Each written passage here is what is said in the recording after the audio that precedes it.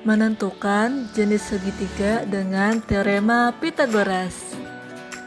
Tujuan pembelajaran pada video kali ini yang pertama, siswa mampu menjelaskan hubungan kuadrat sisi-sisi segitiga dengan teorema Pythagoras.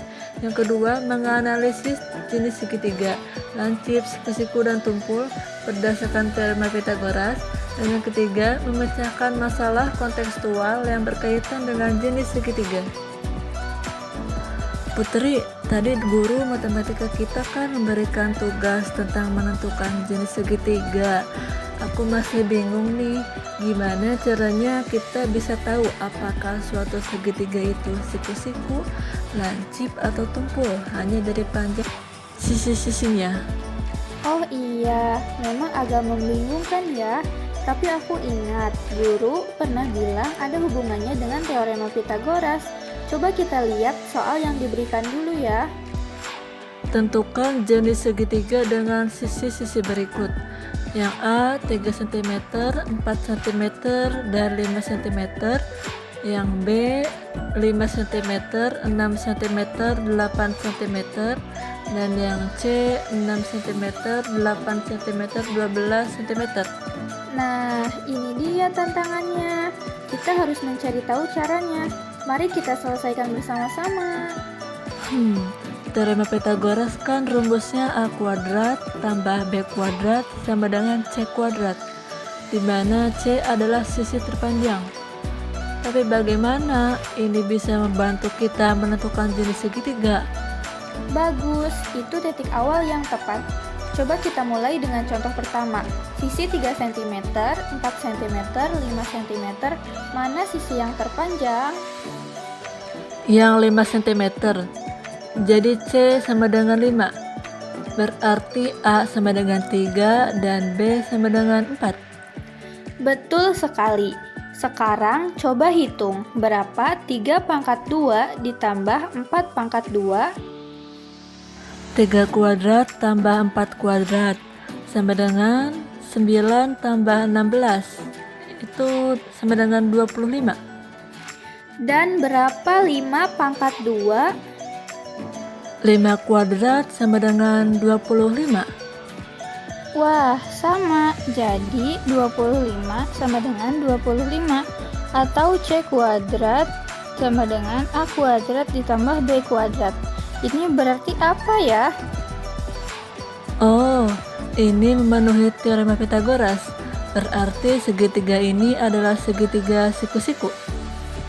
Tepat sekali. Jadi, kalau C kuadrat sama dengan A kuadrat ditambah B kuadrat, maka segitiga tersebut siku-siku. Sekarang, coba yang kedua. 5 cm, 6 cm, dan 8 cm. Sisi terpanjang 8. Jadi C sama dengan 8. Maka A sama dengan 5, B sama dengan 6. Kita masukkan ke rumus A kuadrat tambah B kuadrat. Jadi 5 kuadrat tambah 6 kuadrat sama dengan 25 tambah 36. Itu sama dengan 61. Dan C kuadratnya itu jadi 8 kuadrat sama dengan 64. Nah, sekarang 61 tidak sama dengan 64. Malah 61 itu lebih kecil dari 64. Atau C kuadrat lebih besar dari A kuadrat ditambah B kuadrat. Kira-kira jenis segitiganya apa ya? Kalau C kuadrat lebih besar dari A kuadrat tambah B kuadrat, berarti sudut yang berhadapan dengan sisi C lebih besar dari 90 derajat. Jadi ini segitiga tumpul. Hebat banget, kamu mulai paham polanya. Coba yang ketiga, 6 cm, 8 cm, dan 12 cm. Oke, C sama dengan 12, A sama dengan 6, B sama dengan 8. Kita masukkan ke rumus kan. 6 kuadrat tambah 8 kuadrat sama dengan 36 ditambah 64, itu hasilnya 100. Dan 12 kuadrat itu 144. Jadi 100 lebih kecil dari 144. Atau C kuadrat itu lebih besar dari A kuadrat tambah B kuadrat. Ini juga segitiga tumpul ya. Betul, tapi tunggu, kita belum menemukan contoh segitiga lancip. Coba kita buat sendiri, bagaimana kalau 5 cm, 7 cm, 8 cm. C sama dengan 8, A sama dengan 5, dan B sama dengan 7. Kita masukkan ke rumus.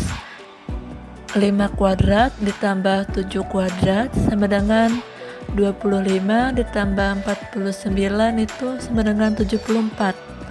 Dan 8 kuadrat itu 64. 74 kan lebih besar dari 64.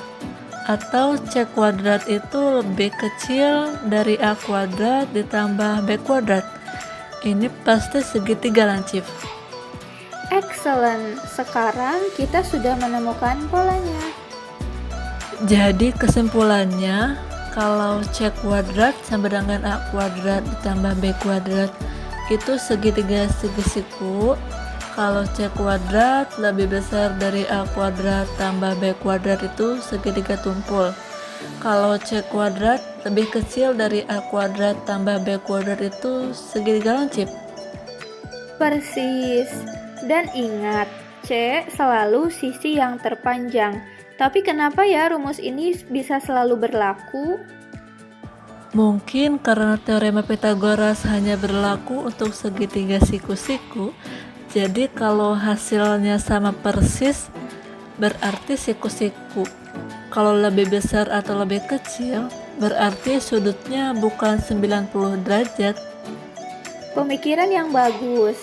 Dalam segitiga siku-siku, sudut terbesar adalah 90 derajat. Kalau C kuadrat lebih besar dari A kuadrat ditambah B kuadrat, berarti sudut di hadapan sisi C lebih dari 90 derajat atau tumpul. Kalau C kuadrat lebih kecil dari A kuadrat ditambah B kuadrat, berarti sudut terbesar kurang dari 90 derajat. Jadi, semua sudutnya lancip. Sekarang aku paham. Metode ini sangat praktis ya. Kita tidak perlu mengukur sudut, cukup dari panjang sisinya aja. Iya, dan ini sangat berguna dalam kehidupan nyata.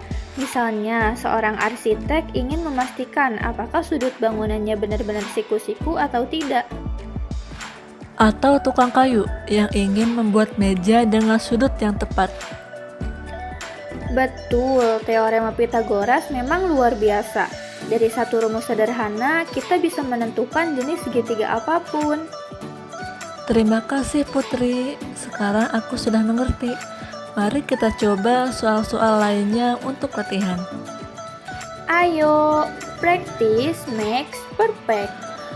Nah, ada soal nih. Yuk kita kerjain dulu bareng-bareng.